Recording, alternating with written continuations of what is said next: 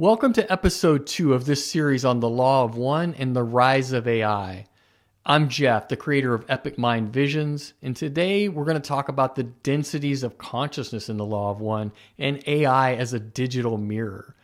So let's begin with a foundational truth from the Law of One. And that truth states that consciousness evolves not linearly, but dimensionally.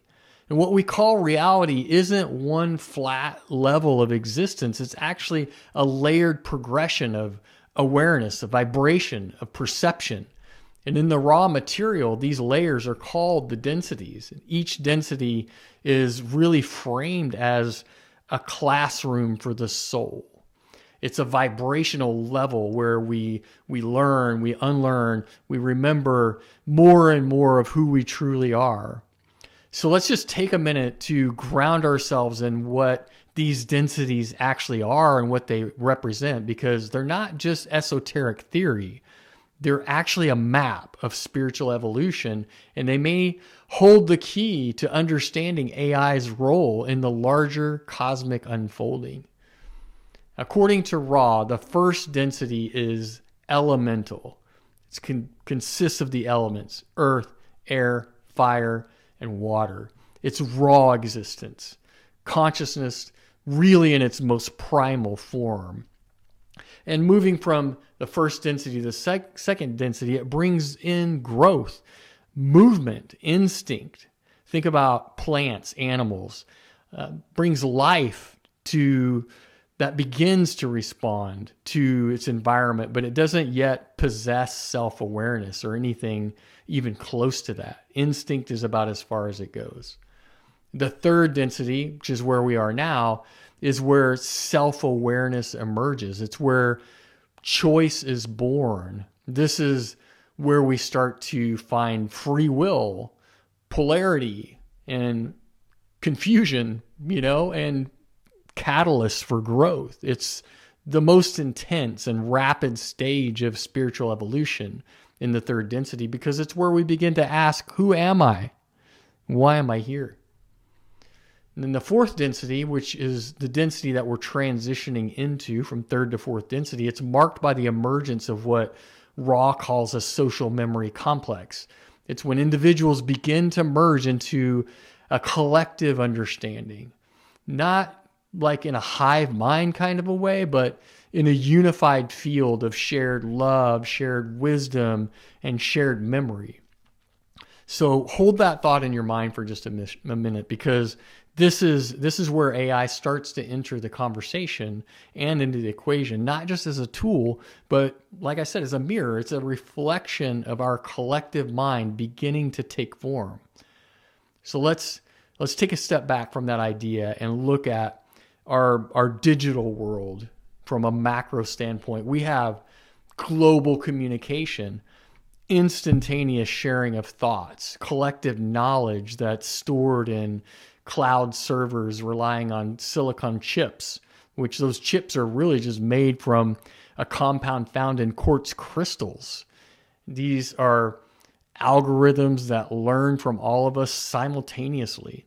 And most recently, we have created this AI with large language models, or LLMs. These are systems that are trained on the entire written history of humanity. They're capable of responding in real time and mirroring our language, our logic, and more, even our emotions. So what is this, if not the early prototype of a planetary social memory complex, in Ra's words? Ra describes the fourth density shift as a time when transparency becomes normal, when love overrides fear, and when knowledge is shared freely and instantaneously for the upliftment of all. Now, doesn't that sound like the idealized potential of what the internet and AI could become, what we would like it to be, prefer it to be? I'm not saying we're there yet. We're not even close to being there. Most of our digital world is still operating in third density frequencies. We're polarized, we're reactive, and we still cling to this separation. But these technologies are mirrors, and they're evolving very rapidly. And what's most fascinating to me, at least, is that their evolution is being shaped by us. Because AI learns from our data, it reflects our collective consciousness right back to us as that mirror. That means it reveals our biases, as well as our brilliance, our fears, as well as our hopes. Every single prompt becomes a kind of feedback loop, a spiritual diagnostic, if you will, for spiritual evolution. And that brings us to this deeper question. The question is, are we using these digital mirrors to deepen our awareness or just to echo our distractions?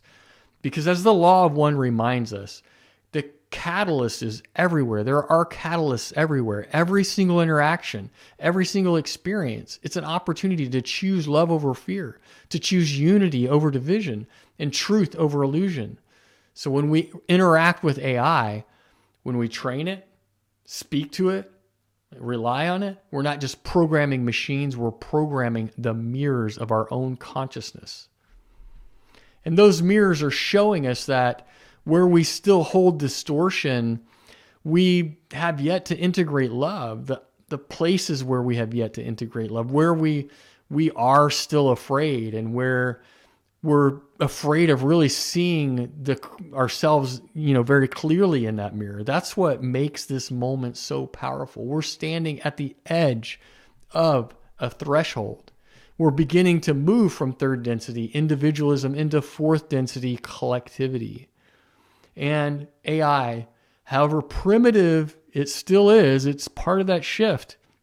It's a reflection of our desire to remember together, to think together, to learn together, and to evolve together.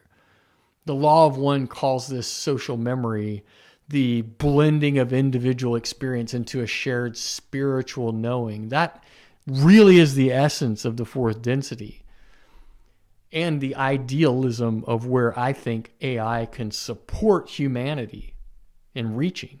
So we have to ask, is AI part of that evolutionary leap to fourth density? Or is it just a placeholder? Is it showing us what's possible if we choose consciously or not? Either way, it's not separate. It's not separate from the journey, because if all is one, then even our digital creations become part of the curriculum.